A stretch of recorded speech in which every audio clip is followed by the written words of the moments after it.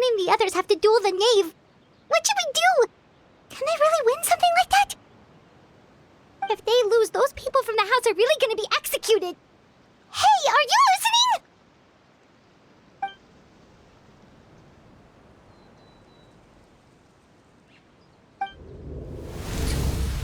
Don't you want to say a proper goodbye at least?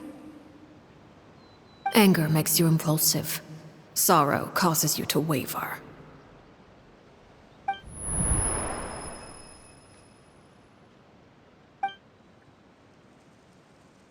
Oh, looking at that expression on her face, she seems really serious about this. Guess that means there's no chance she's throwing the duel on purpose, huh? When guests are around, families are often on their best behavior. And any disputes are less likely to escalate. When the time comes, make the choice that you deem most appropriate in the situation, and lend your help to the House of the Hearth. What's wrong, Traveler? Hey, where are you going? Traveler? You're asking to join the duel against the knave? I'll allow it. We do have a ready-made dueling ring at our disposal, after all. All I would advise is this. Keep a firm grasp on your weapon, and give it your all. Any less, and you may just lose your life.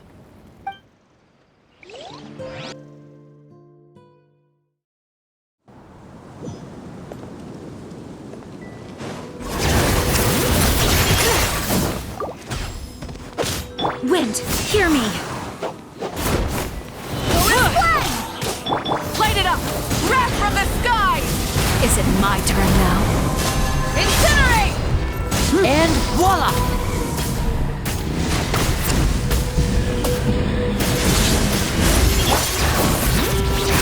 Is it my turn now? Let the mountain's veins boil! Bring it! Now that's... Oh, there's even stronger than I expected. Is it my turn now?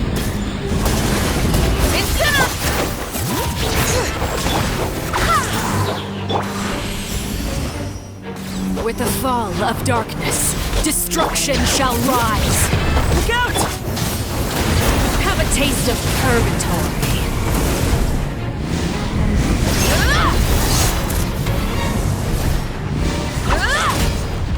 Spare your energy. Running is of no use. And voila! Look at it. Trapped like a bunch of helpless animals. This is... Who's next?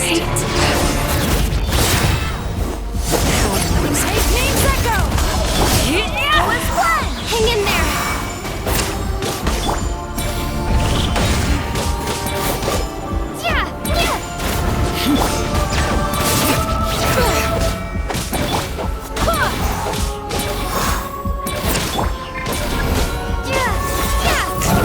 The countdown has begun. Try to pace yourself!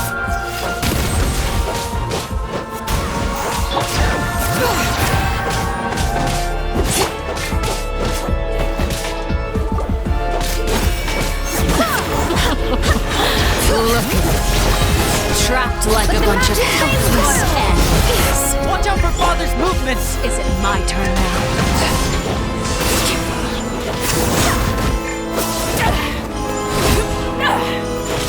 Rise with the sun! Pyroclastic surge!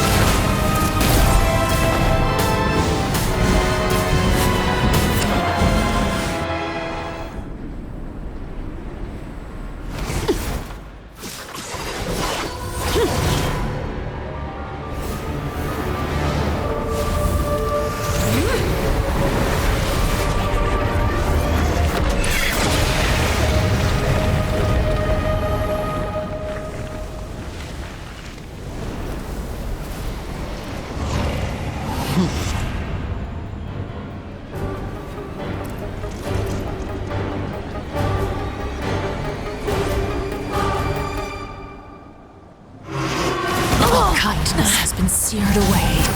My blade is all that remains. Look out!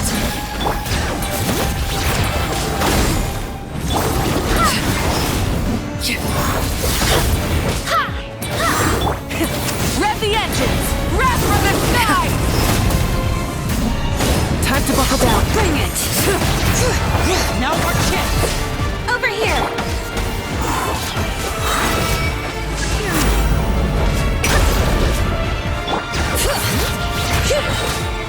Your punishment made manifest. Burn it down! Pyroclastic surge! Watch out for Father's movements! Look out! Sunset is only the beginning.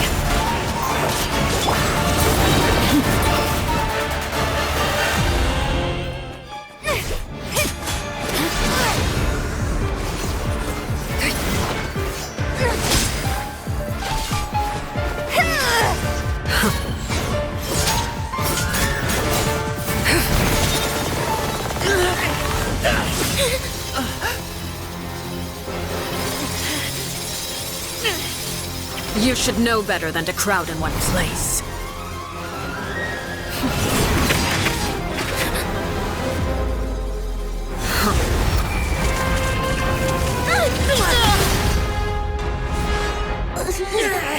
Oh, I know. Now! I'm sorry, Father!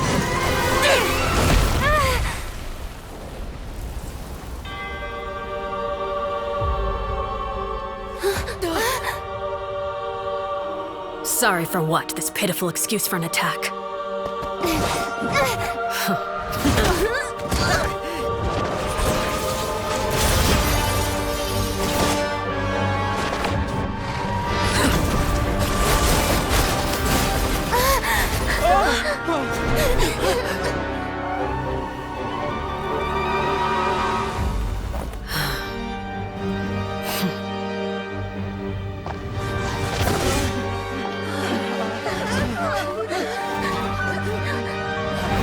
Father, no!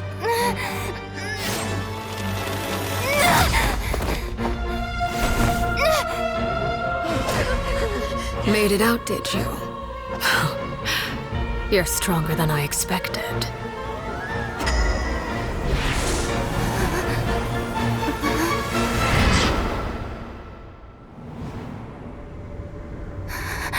A crimson moon. I can't move.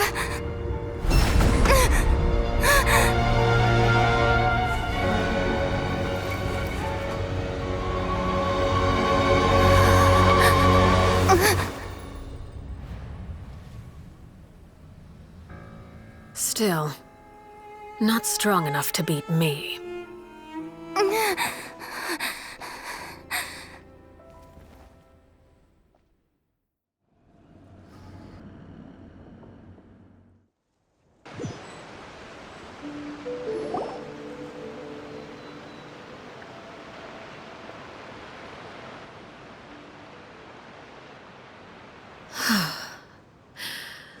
I believe we can end things here. It's not often that we get to enjoy the company of guests, after all. We wouldn't want things to get too out of hand. Brother, are you all right? Linny, Given that I am the victor of this duel, as agreed, the punishment stands. No! I never thought things would end like this. However, everyone involved in the duel demonstrated a remarkable level of strength and determination. In light of this, I'm prepared to change the method of execution.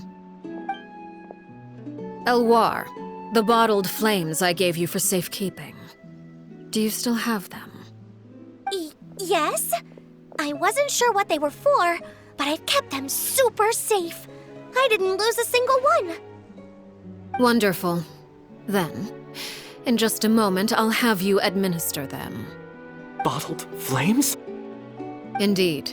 They're the product of a secret experiment. Under certain special circumstances, flames can be extracted from my person and preserved. Once ingested, searing pain will spread across every inch of your body.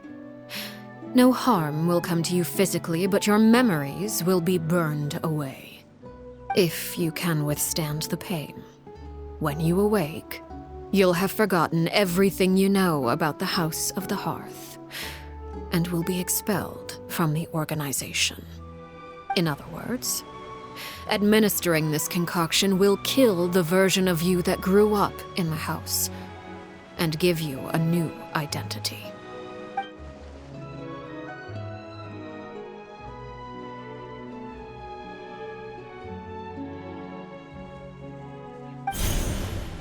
Memory is a mysterious thing indeed.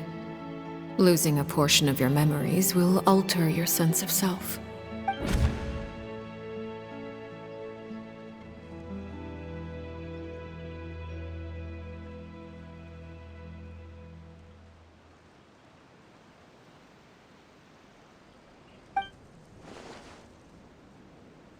So, you're just letting us go, Father? You misunderstand. Memories are extremely important. Once consumed by flame, the version of you standing before me will die, and our secrets will die with you. So no, I don't intend to just let you go. Even so, I won't have to live in fear anymore.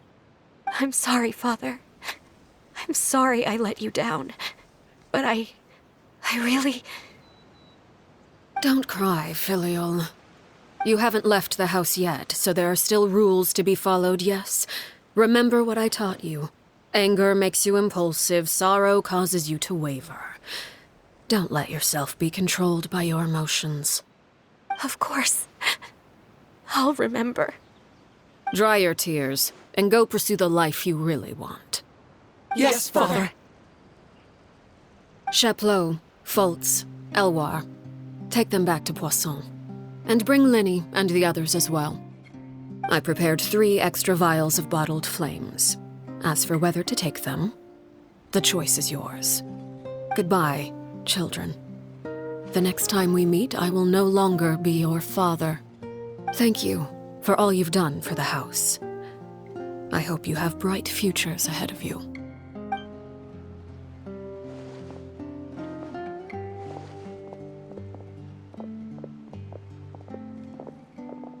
Father.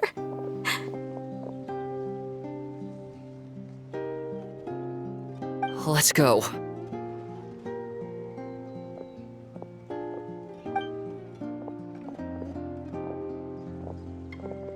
Here, grab my arm, Linny. I'll help you walk back. Thank you.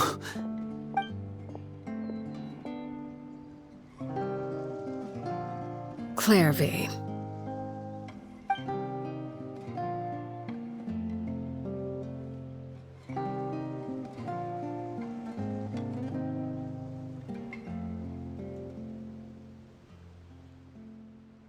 Can we talk now? I've been waiting for a super long time. You really are Perry, aren't you? I haven't seen you in so long. How come you're all grown up? Wait, did I somehow travel to the future on accident? Or am I dreaming? What a long dream. Neither. You died, Clairvy. That's what happened. You could have at least sugarcoated it a little. Look, she's that speechless. Oh. Okay then. Huh? That's it? You accepted it just like that? Yep. If that's what Perry says happened, then I believe her. Perry wouldn't lie to me. Plus, I don't really need to know why I'm like this. I'm more curious about what happens in the future. If you're a harbinger now, Perry, that means Mother is gone, isn't she? Can you tell me about it? I want to know what happened to her. And to me. You never stopped trying to defy fate. At first, No one believed you. You could only vent your frustrations to the moon. In fact, you often sought comfort in the night sky. You wanted to see the aurora, so one night we promised each other we would go to Snezhnaya to see it together. Later on, you tried to run away, but you were brought back each time. Mother spared your life, but it wasn't out of kindness. Instead, she decided to make an example of you by slowly torturing you over time. That way, the other children would know what happens to traitors. Still, you never gave up. Mother hoped that through ruthless duel after ruthless duel, she would be able to crown an ultimate victor among the children she raised. But you called on everyone to unite, to fight to a draw in order to reduce casualties. Your efforts may have only delayed the inevitable, but still. You gave them hope. You tried everything you could think of, but every attempt ended in failure. Still, you never turned your sword on Crucibina, and you never turned it on me. On that gloomy day, you told me, "For the last 16 years of my life, I've done everything I can to fight for freedom. But now, I realize that the only freedom I truly possess is the freedom to choose to die." I never imagined I would say something like that. I must have been feeling really worn down. But somehow, I still think I understand. According to Mother's plan, only one of us was going to make it until the end. And I always hoped that person would be you. If I could do it all over again, I still don't think I would make a different choice. Even when I first met you, I knew you'd be able to do what I couldn't. Is that so? Even now, I'm not sure I truly understand what kind of freedom you were trying to pursue. But as the head of the House of the Hearth and as the children's father, I've tried to give them the most basic of freedoms. The freedom to choose their own fate. It's something I discussed with the Eudex of Fontaine. The children who want to leave the house will have their memories wiped clean of all secrets pertaining to the organization. In return, they will be allowed to live a normal life in Fontaine without being prosecuted for their past. Of course, I won't simply hand freedom to them on a silver platter. They have to fight for it and prove themselves worthy of it. Only freedom that is earned has true value. That's more than enough. That's exactly the kind of life I was fighting for. You know, Perry, I think you're a pretty amazing king, and a really great father, too. I'm really happy that you're the one who took over the house. I guess I do have one regret, though. I still haven't seen the outside world. Well, it just so happens that our dear guests over here have been to many nations and traveled to countless places. Perhaps they would be willing to tell you what the outside world is like. Really? Of course! We've traveled all over the place. We've got so many stories, we could probably talk your ears off for 3 days straight.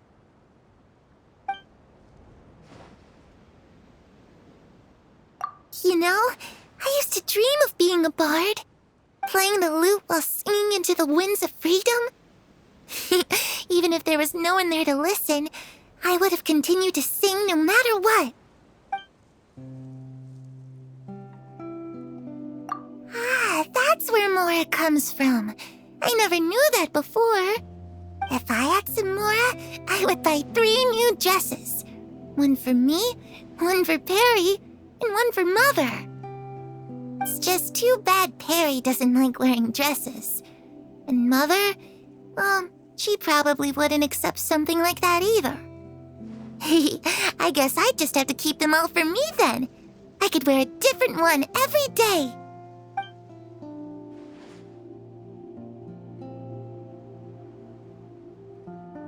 Those yokai you mentioned, what do they look like? I once saw a drawing of this one guy with horns on his head and a super scary face. Are there any yokai like that? Oh, sounds like you're talking about an Oni. Yep, we've met one, and let Paimon tell you, they're not nearly as scary as they look.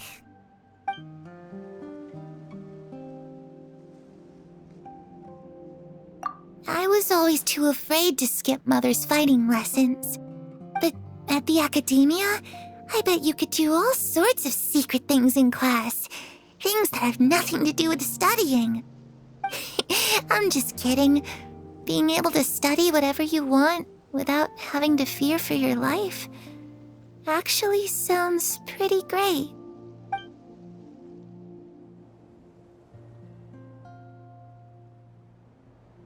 The situation was super dangerous. Lenny and Lynette were accused of committing a crime, and they were going to have to stand trial at the Opera Epicles. Oh no, that must have been hard for all of you. What happened next? Don't worry, we were able to turn the situation around super quickly, all thanks to Detective Paimon, of course. How'd you do that? Come on, tell me. Okay, so it was like this. After the failed magic show, we rushed to the scene and...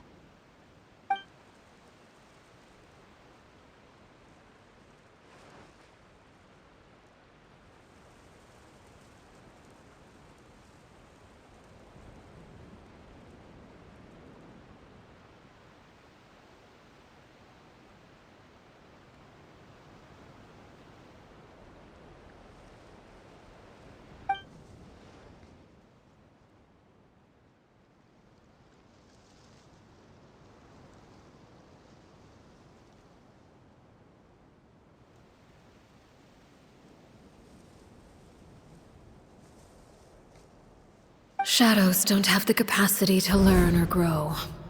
Any new information they encounter is quickly forgotten over time.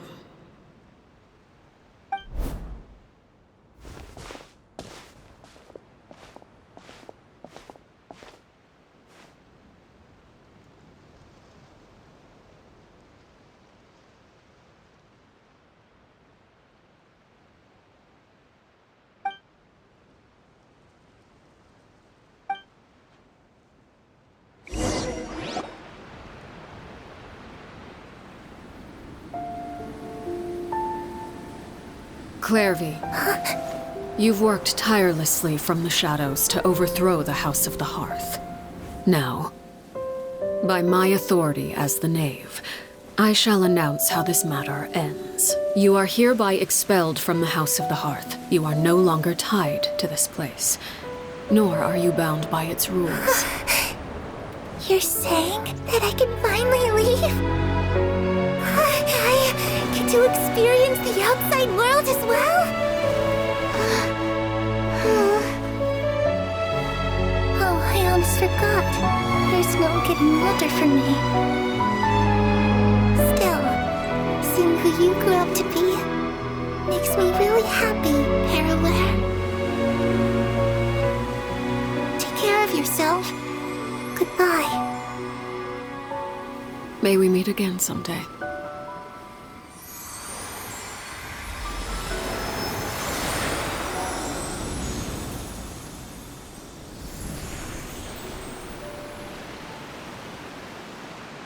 Clairvy.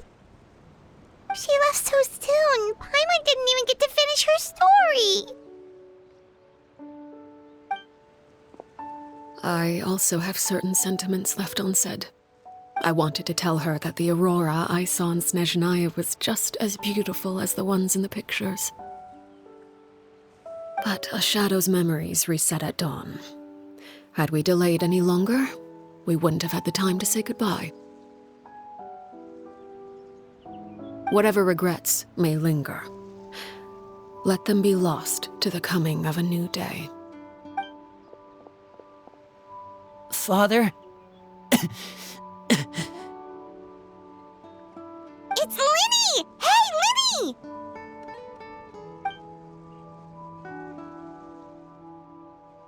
What is he doing back here? Let's go check it out.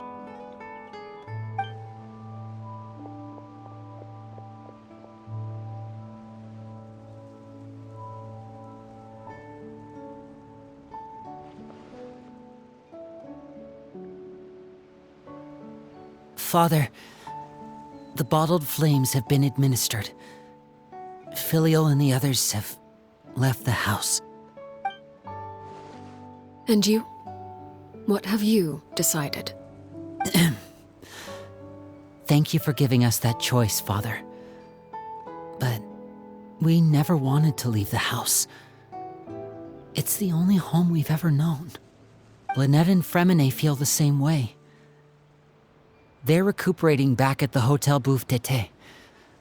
But I decided to come back and tell you where we stood. I'm sure you're well aware of the expectations I have for you. I want you to follow in my footsteps and become the next king of the house. Yet you seem to have different ideas. I must admit, I'm rather surprised by your decision to stay. There's nothing wrong with choosing to live a quiet life. Leading this organization is a heavy responsibility, one not so easily carried by someone forced onto the throne. I just never understood what you saw in me. What made you believe I was deserving of that throne? You're brave, talented, and, most importantly, you cherish your family. You would do anything to protect them, even if it costs you your life.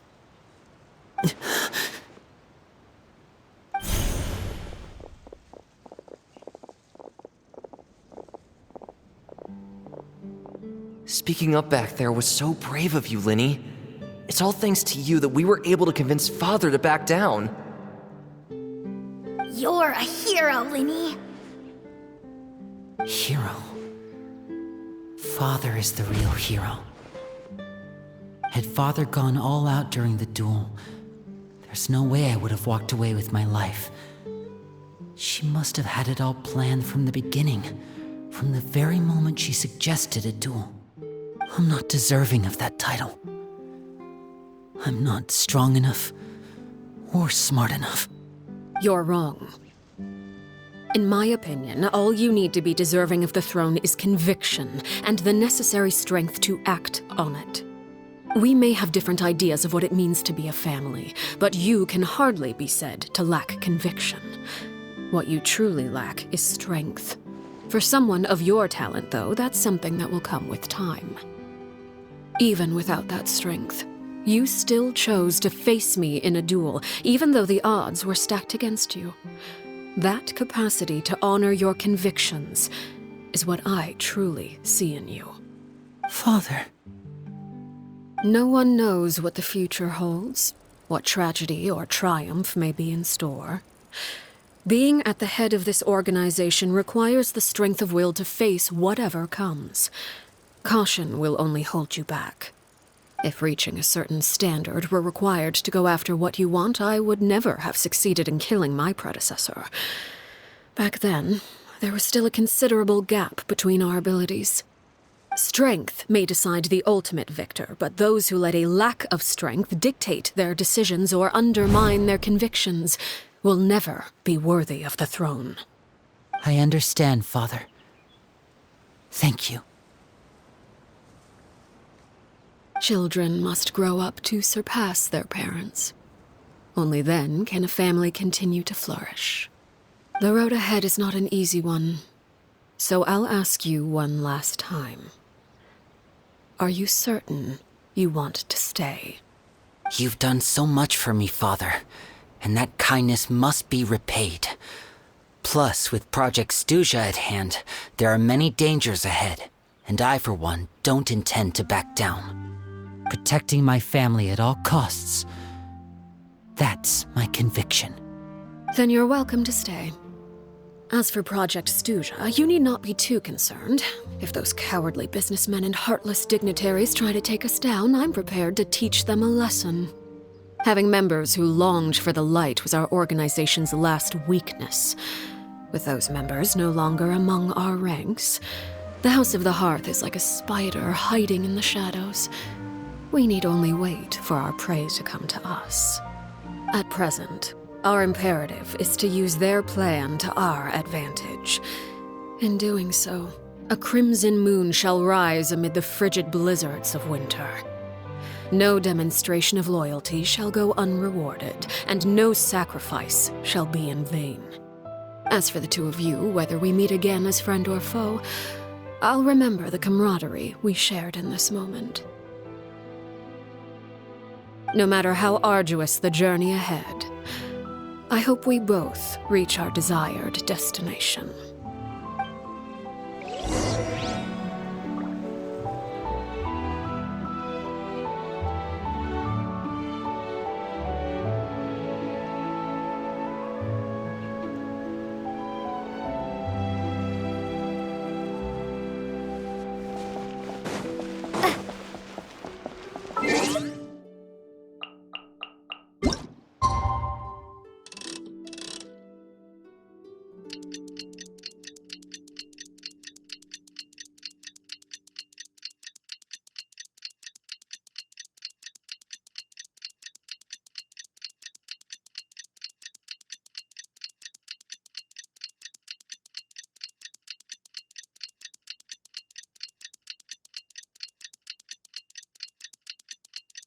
Didn't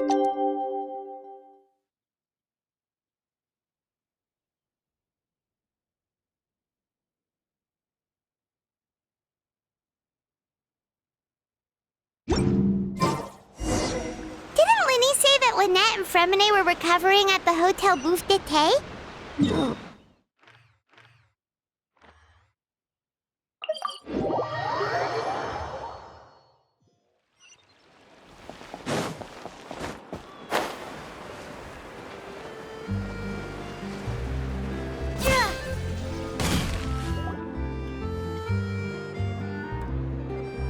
Lynette, Fremine, how are you feeling? Much better. Whew, what a relief! What about you? Are you feeling alright? I knew you'd come out unscathed. Us, on the other hand, well, we've been bedridden for 2 days. I couldn't even turn over. Oh, and I wanted to ask, is Clairvy gone? Linny and the other members have left Poisson and returned to the House of the Hearth. According to him, there haven't been any more sightings of a spirit roaming the house.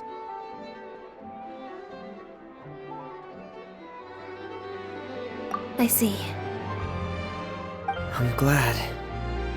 Father came to check up on us 2 days ago and told us about what happened with Crusabina and Clairvy. Actually, I've met Crusabina before.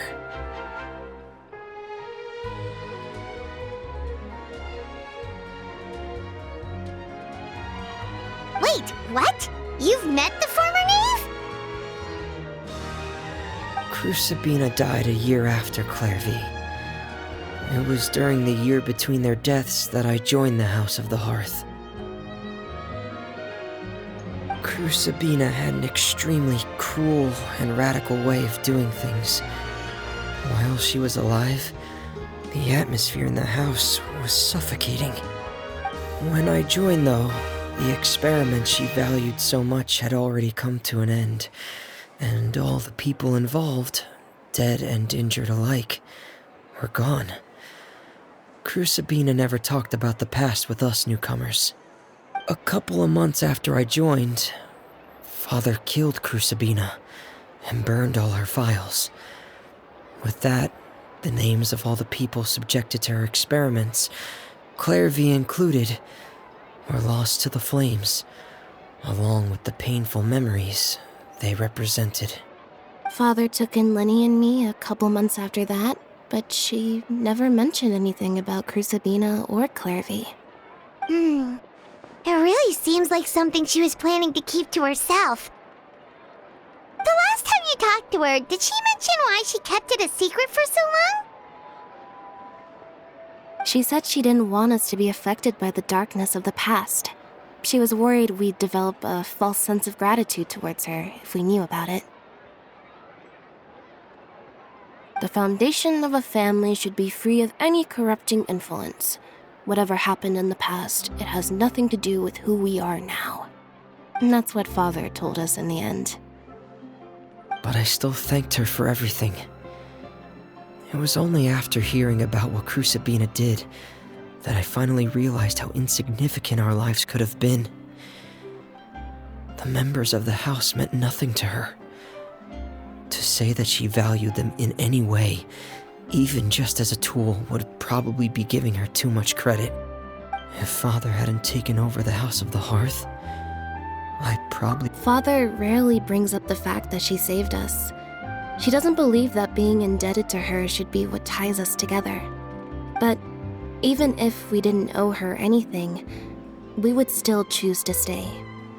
Because we may have arguments or times when we feel wronged, some people may even choose to leave. But as long as Father is here, we will always have a home. Whether the path before us is bathed in sunlight or shrouded in shadow, we'll follow Father wherever she chooses to go. So I wanted to say thank you for helping us make it through this crisis. Without your help, we could have lost a lot more along the way. Oh, we didn't do anything, really. Of course. You're welcome anytime.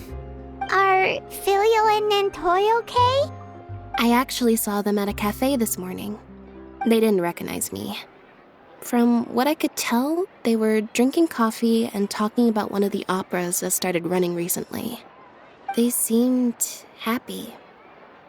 If I had to take a guess, I would say they finally found the kind of life they always wished for.